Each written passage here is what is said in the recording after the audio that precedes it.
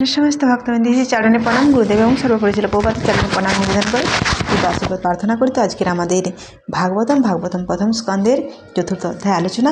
তো আমরা 11 নম্বর শ্লোক আপনারা দেখব, আপনারাও দেখুন। নামান্তি যৎপাদনিকেতনাত্মনা শিবায় হানিয় ধনানি শত্রুব কথম সবীর শ্রিয়ম অঙ্গ দুস্তজাম যুবাৈষর্ত উৎসৃষ্টম অহোসহ অশুভি। আরেবার পড়িনি। নমান্তি যৎপাদনিকেতনাত্মনা শিবায় হানিয় ধনানি শত্রুব কথম সবীর শ্রিয়ম অঙ্গ দুস্তজাম যুবাৈষর্ত উৎসৃষ্টম অশুভি। অনুবাদ: তিনি ছিলেন এতই মহান এক সম্রাট যে তার সমস্ত শত্রুরা তার পদতলে প্রণতি নিবেদন করে তাদের নিজেদের মঙ্গলের জন্য তাদের সমস্ত ঐশ্বর্য সমর্পণ করত।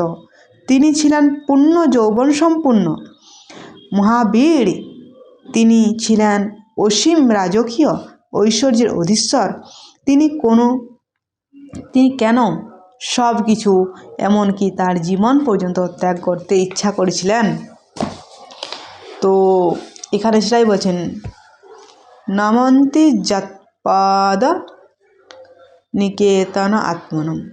তো তাকে তার শত্রুরাও পর্যন্ত কিনা তাকে প্রণাম করতেন। কি নিয়ে?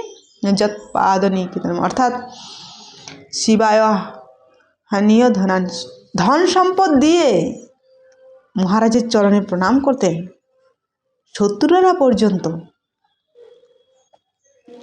তিনি ছিলেন মহাবীর, তিনি ছিলেন যুবক। তা তিনি কেন এই রাজ্য ছেড়ে তিনি কিনা শরীর ত্যাগ করার জন্য তিনি গঙ্গায় গিয়েছিলেন? তার কথাতে তিনি তার অর্ডারে সবাই চলতেন, এমন না যে এই পার্টি ওই পার্টি। তিনি শশাগড়া পৃথিবীর রাজা ছিলেন। তিনি